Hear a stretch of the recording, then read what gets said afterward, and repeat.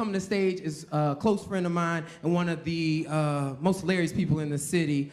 She's a Bob Curry alum. She's dope as hell. Give it up for none other than Eunji Kim.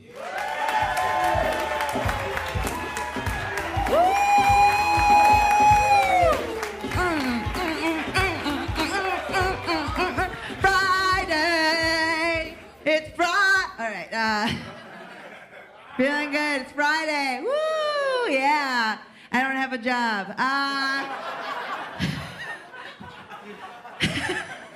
So it's a relief for me. How are you guys doing? Feeling good? Feeling good? What'd you do today? What'd you do today? I had class. You had class. Yes, students. That's beautiful. I masturbated twice today. And honestly felt a little blue. That was starting on my Friday hats.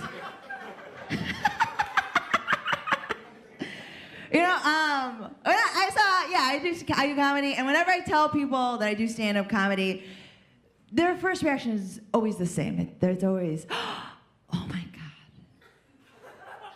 I could never do that. I could never do that. Why is that? Why? Because the number one fear in our society is what? What is it? Looking silly. Public speaking, Danny. Sorry, public speaking. Yeah, it's public speaking. It's public speaking. And the reason why people are afraid of public speaking is what? Looking silly. Yeah, they don't want to be embarrassed. Yeah, that's the number one fear. Embarrassment, right? That's crazy to me. What I'm doing right now is legit the least embarrassing thing I'll do all day. I just told you what I did today. Boggles my mind. Embarrassed? I live in a vat of embarrassment. I mean, I've sucked the dick of a racist. All right, calm down.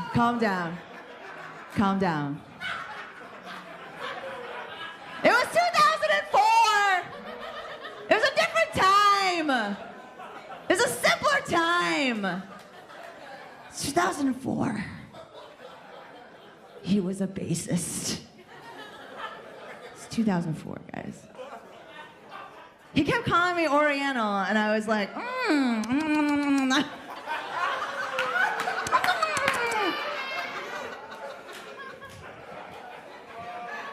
It's 2004, guys. I wouldn't do that now, obviously. Wouldn't do that now. Different time. Different discussion about race happening in our country right now. It's gorgeous, right? Gorgeous. And for me personally, as a person of color, as an Asian person specifically, love it. Because honestly, this discussion that we're having in our country right now, it's volatile, but we're talking about stereotypes and we're going beyond them, right? Like, as an Asian person, it's beautiful because we're talking about all different types of Asians. We're figuring out, we're discovering that not all of us are Chinese, you know? It's gorgeous. It's a good time. And like, because we're not a monolith, right? Like it's, so people are defying stereotypes and it's a good time. I will say for me personally, it's a little upsetting because I fulfill a lot of stereotypes. Like my parents do own a dry cleaner, and once that failed, they did open up a beauty supply on the far west side. Black people know what that is.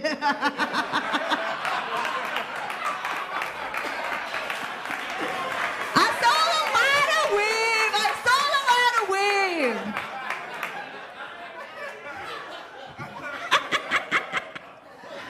It's nice to do a rumor that place.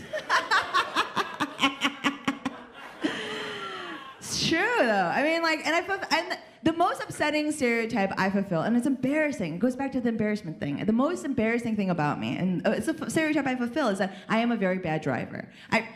You guys, I can feel people like, oh no, don't do it, but it's like legitimately true. 100% of the accidents I've been in, 100% my fault.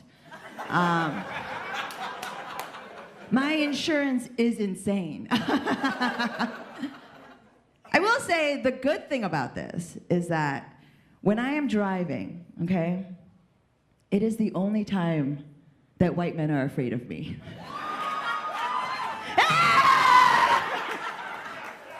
I got no control over my car.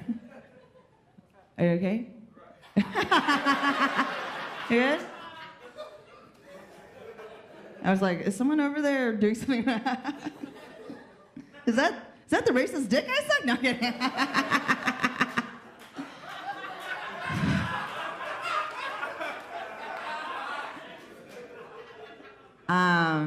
Yeah.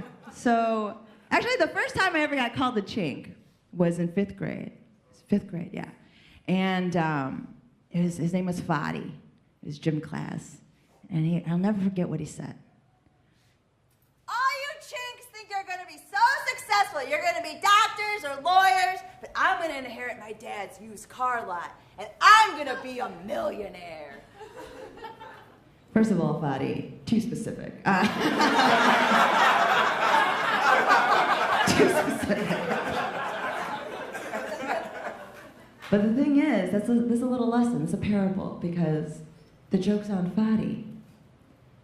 I'm a fucking loser. I'm not a success at all! Took me 8 years to graduate from college.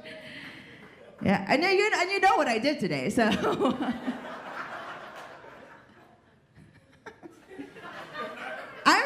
I am legitimately very stupid. I did not know that OJ did it until last year. It was a surprise to me! I don't know the evidence built up that way. I had no idea. So, I'm a mom. I'm a mom, I know, I look weird. But yeah, I'm a mom. I'm a mom and a fucking loser. We can do it all, ladies. And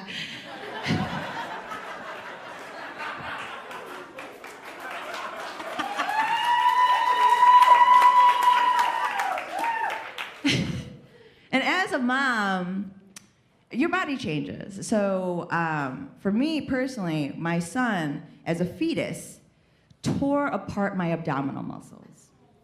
Yeah, it's like, yeah, I know, no. Oh, no. And it's a thing called diastasis recti. So any woman that's carried a childless term is familiar with it. It's not that big a deal. It's basically creates a hole like right here. Like I can just like dig a hole in there. I guess right here. Yeah, it's a hole that's the shape of my hopes and dreams. It's the exact same size. It's crazy.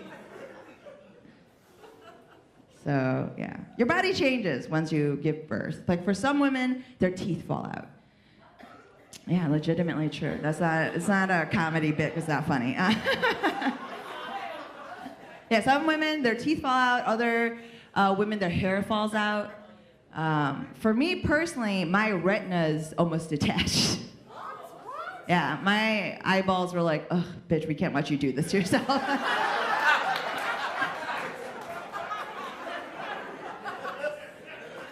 It's true though. It's a pretty serious like medical situation that happened. And for me, when I went to my doctor, and every specialist I went to, they were like, Miss Kim, were you just like, did you not feel any pressure, no floaters, like you weren't experiencing any pain? And I was like, bitch, I came to this lens crafters for contacts. I had no clue. And the thing is, once I got my eyes lasered, I was like, oh my God, I have been experiencing all of this pressure for many, many months. But as a new mom, I just thought that I was tired. Can we digest that for a second here? I almost went blind because I'm a fucking trooper. It's true. And like, I was telling my doctor this, and she was like, and my doctor is an Asian woman because I want the best of care.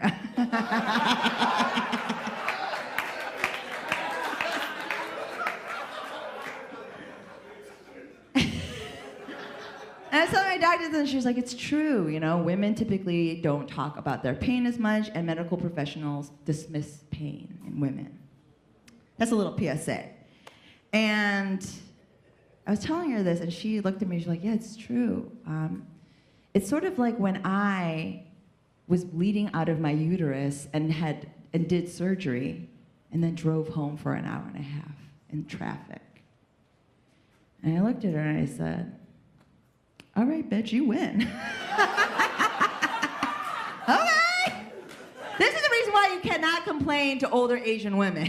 So they always got some shit like that to say to anything you gotta say. I was telling my mom about something, and she was just like, oh, yeah, I know. Eunji, I know. Oma, mommy, no. Avocado's so expensive, but I know. So expensive. It like one time when Oma had to eat a boar because of the war. All right, you win. So I have a son, and there's a Korean tradition. I am Korean, South, the fun one. So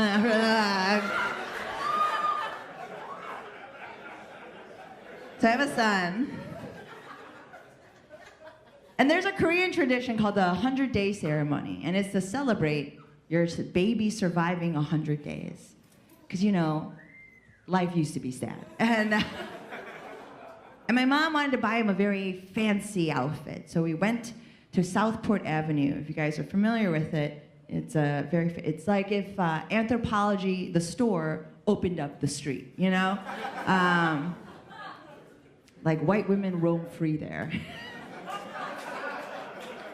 It's a nice street.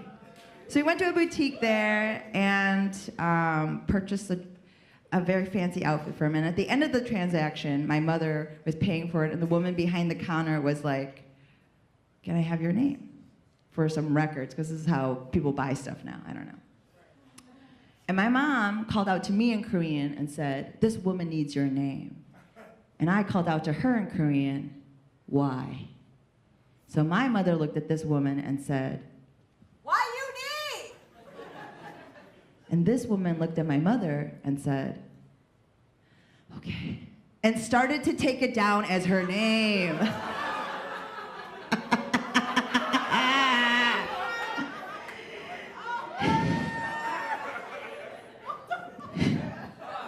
You gotta love Chicago. This woman heard why you need as a name and yes-anded the shit out of it.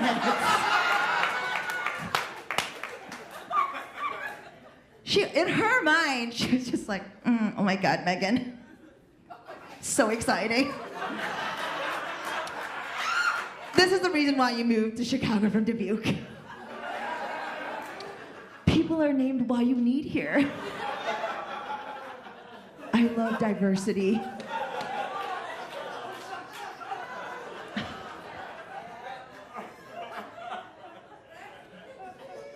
The most upsetting part of this story is that this woman did not ask my mother how to spell why you need. Oh, the traditional spelling of why you need? Thank you guys, I'm an Eunji Preach.